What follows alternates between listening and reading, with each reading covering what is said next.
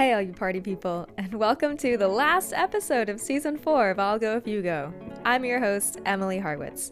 This season, we've explored some of the many different kinds of jobs you can have in the world of conservation. Some of them outdoors, some of them inside. Today, we're pulling back the curtain on a little something that makes conservation work possible, and that's funding. Where does the money come from to conserve land and do restoration? Or to run interpretation and outreach programs? Two of the main sources of conservation funding are government agencies and philanthropy, or donations from individuals. To walk us through working with government agencies at the state and federal levels is Ben Friedman, Government Affairs and Public Grants Officer at Save the Redwoods League. And to share what it's like to work with individual donors at a local level is Geenah Leslie, Donor Relations Manager at Friends of the Urban Forest. In today's conversations, pay attention to the fact that even when it's about fundraising, it's about more than just money. And stay tuned till the end of the episode for some personal reflections on what I've learned from this season. I hope you enjoy! We're recording live from the Save the Redwoods League office in downtown San Francisco with our special guest today, Ben Friedman. Hi, good morning. I'm Ben Friedman. I'm the Government Affairs and Public Grants Officer for Save the Redwoods League. What does that mean? Well, all of the pieces of the league where there is a need for either government funding to do our work or some interaction with government agencies or elected officials, I am overseeing those processes. Like, how do we talk about the importance of the work that Save the Redwoods League does with elected officials at the state or in the federal level? And how do we make the case to these federal or state agencies that give out money for conservation projects that the league needs and is worthy for these investments to protect our redwoods? So your role focuses around getting funding for the conservation projects that the league is doing. Yes, absolutely. What do you like best about your role? What I like best about my role is that the league does so many different things, and I get a chance to learn about and advocate for all of the different pieces that the league does. You know, the league has these different pillars of our mission: protect, restore, and connect. So I am I'm learning about those projects in each of these pillars, and then going out and basically advocating for the work that all of my colleagues do. So the folks that are working on restoration, they need a grant to protect giant sequoias from, climate-induced wildfire. I am going out to these government agencies and saying, we need to restore sequoias. We have these experts, and I'm sort of helping to translate the need so that there's a case to be made for funding to protect sequoias and redwoods. So not only are you understanding the nitty-gritty nuts and bolts of the funding, the policy issues, but then you're going and telling stories about these, compelling stories to our lawmakers, our policymakers. Yeah, as much as possible. That is actually a huge part of this government affairs job, is trying to be a storyteller, trying to frame the work in a way that is compelling to these people who have the purse strings, people who are making decisions about how our lands are managed, how they prioritize different projects within their jurisdictions, where the different communities they represent. And so a lot of the job that I do is trying to learn from our experts at Save the Redwoods League, right? I'm not a land management expert, but learning from our experts at the league, and then translating the information that they know and pitching it to government folks in a way that they will understand and feel is important to pay attention to and invest in for us and for our members and our partners. So people skills is also really important in this role. Yeah. Yes, I think so. And also just an interest in meeting people where they are, I suppose. Every person has their own context. And in some ways, politicians are really weird, right? Because they have to express very externally what their priorities are and who they are in this sort of politicky way.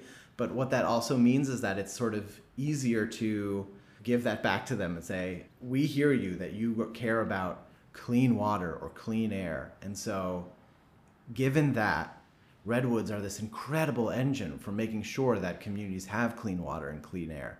So you need to protect redwoods. That's the sort of rhetorical trick that comes with the gig, I think. Yeah.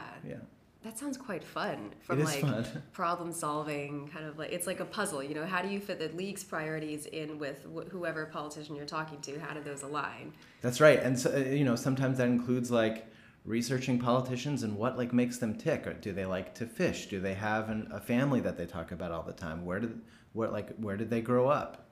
There is some of that sort of friendly stalking that goes into like building relationships with decision makers, where the more that you can relate to people who are taking tons of meetings every day, trying to balance a million different things, the more that you can sort of make the case for your priorities in a way that they will understand, the better. And that, what's great about Save the Redwoods League is like our priorities are really beautiful and wonderful and special, and it's like not necessarily a controversial thing to say everyone deserves to have access to the outdoors, everyone deserves to have access to clean water and clean air. Like those things can resonate with everybody. That's a really good point. And I like what you said about relationship building and how that's a key element to this role. How much do you think, like when you work with politicians, how much is it building a personal relationship versus building relationship based on shared priorities? That's a good question. I think that there is you have to balance sort of efficiency of, this is what the meeting is about, like this is what we have to get done, this is the ask, so to speak, like this is what we're asking for, with that sort of intentionality of, you're a person, I'm a person, like we're trying to find some mutual agreement and sort of lift up both sides of the relationship. We're blessed in California to have a lot of decision makers who care about the environment. And so it's not a case of necessarily having to convince an opponent that like nature is good. So there is some shared ground that's like sort of immediately found, I think. But then there is an element of like, this is what we need. How can we find some common ground? Yeah. One of the specific projects I know you're working on is the Climate Resilience Bond, which is going to be on the ballot this November in California. And before we get into what that is and why it's important, can you tell us in a nutshell, how does a state bond work? Yeah, that's right. There is a very important bond on the ballot in November. And so how state bonds work is that first, let's just be specific to California here. First, the California legislature, the Assembly and the Senate have to decide whether or not they would like for a bond to be on the ballot. And so they have to pass bills through the state legislature saying, we are going to put a ballot measure on your voting ballot for November. And so first, the legislature passes a ballot measure. The governor either vetoes it or sort of signs it, approves it. And then the action goes from the California state legislature to the voters. So this climate bond was voted and approved by the legislature in early July. And now in November, when all Californians go to the ballot box in November to vote on everything from your local elected officials to the president, there will also be an opportunity to vote yes or no on this climate bond. It'll be called Proposition 4. And this, its whole title is the Safe Drinking Water, Wildfire Prevention, Drought Preparedness, and Clean Air Bond. Well, that sounds pretty good. Yeah, I agree. All things that we want, right? That's right. Yeah, it is a massive investment in a whole suite of different programs that make California more resilient to climate change, make our communities safer and more healthy, and protect the land and water that we love and rely on for mental health, for recreation, for clean air and water itself. It does a lot of different really important things. So since this season is all about jobs, and different jobs you can work in the outdoors and in conservation, environmental field, will this bond create new jobs? Yes, the bond will create new jobs. Because the bond invests in so many different types of programs and activities, we're going to need people to do those things. For instance, there's a huge part of the bond that is based on water infrastructure. So we're going to need engineers and groundwater experts and different types of sort of technical expertise on water for people to go in and like make sure that our water infrastructure is healthy and is like delivering clean water to our communities. Another whole piece of this is wildfire resilience and sort of reduction. That's a big, important thing for the league. Obviously, healthy wildfire is one thing that sort of supports our ecosystems, but with climate change, sort of more devastating wildfires is a really big problem for redwoods and sequoias, and a ton of money in the bond will go to that sort of wildfire resilience work, clearing, cutting, restoration work in our forests. And again, there are people that we will need to do this job because it'll be such a big investment in that type of wildfire resilience work that there's going to be more demand for more individuals to get involved in sort of forest restoration. I know we've heard from folks like that during this season of the podcast, and we're going to need more people like that so that our forests are healthy. And how will this affect state parks? It'll be really beneficial to our state park system. There's literally hundreds of millions of dollars in the bond to improve our state park system, including there's, I think, $200 million earmarked for park creation, specifically in park-poor communities across their state. But there's also a huge investment in sort of maintenance and addressing a deferred maintenance backlog. So the existing parks we have better infrastructure, so families can feel safer, running through fields or going to restrooms or whatever in parks we have across the state. So there is a massive investment in not only taking care of the parks that we have, but also creating new parks for everybody. So essentially the creation of new California state parks. That's right. This bond could absolutely turn into new state parks on the ground across a ton of different geographies in the state. That's exciting. It's so exciting, right? I mean, that's such a core part of what the league does, is thinking about how do we sort of help protect these really special places and get them ready so that communities can enjoy them. And state parks is a huge component of that. So if there's more money that this bond can deliver so that state parks can help acquire these lands from us or from other entities and then manage them for everybody to enjoy them, to think about the design of these parks so it's more inclusive, so it's more equitable, to think about and accessible. Yeah, absolutely. All of those things require investment, and that's exactly what this bond is doing.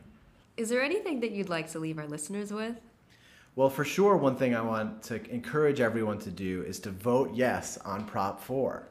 This climate resilient bond, Prop 4, does so many things for California. It prevents wildfires, it protects clean air and water, it protects the parks, the redwoods, the trees that we all love, and all of those things, clean air, clean water, and outdoor protection, creates a safer and more equitable California that we all want to enjoy. So go out there and vote. Elections are coming up. Go look at the measures on your ballot and make sure to vote in November. Exercise your right. Yeah, well said.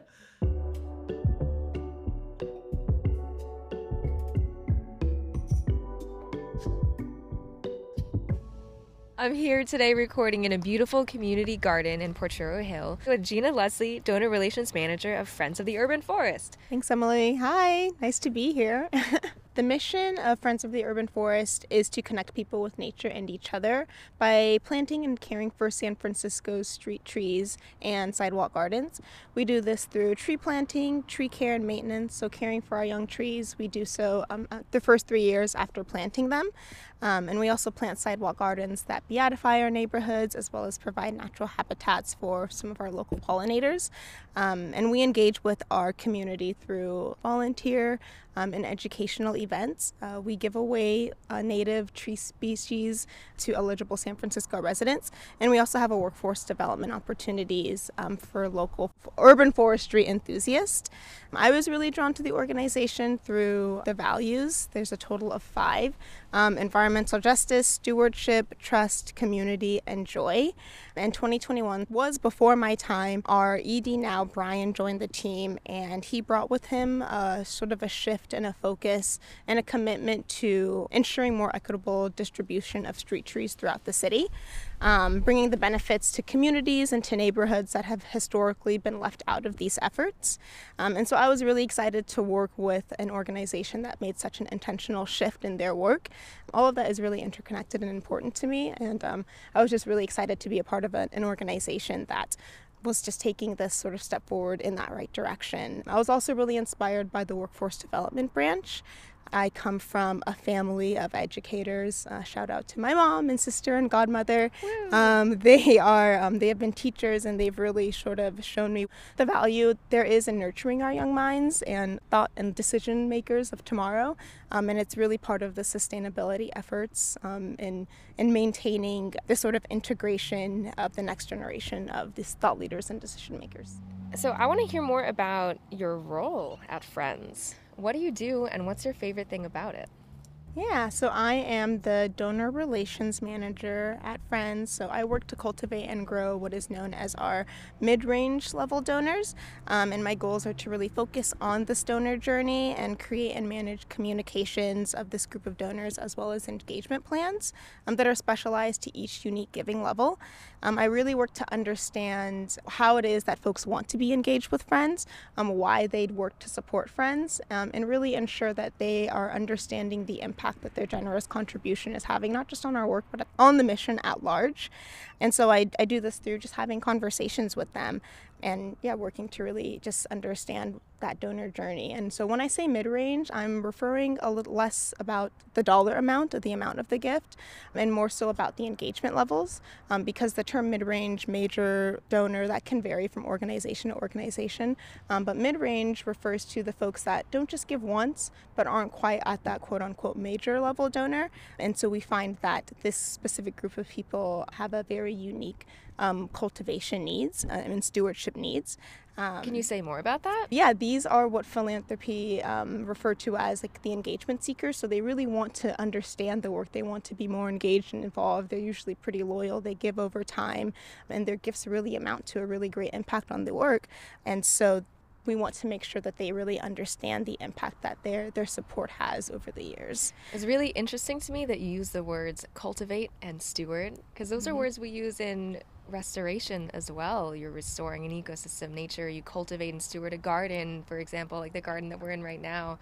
Relationships are like that as well. You can plant them, water them, nourish them. Yeah, relationships, exactly. They're living, breathing sort of entities, and I think that is really what my favorite thing is about the position. I'm not managing gifts, I'm not managing grants, I'm managing relationships, and I get to spend my time sort of cultivating these relationships with not just people, but like-minded people, fellow sort of tree nerds and tree lovers. And I get to use my skills in a really unique way that might not really seem connected to the typical dream job. So I'm not an ecologist, I'm not a plant biologist. I took a couple of botany classes in college, and I can maybe remember one or two scientific names, but that might be kind of generous, of trees. I always like to say that I loved science, but I don't know if science loved me quite the same way. My brain just didn't really work to understand those numbers and the impact, but I really loved it, and I wanted to make sure that I had an impact in the things that I love to do, and I still get to have an impact on our urban forestry. I get to walk around in my neighborhood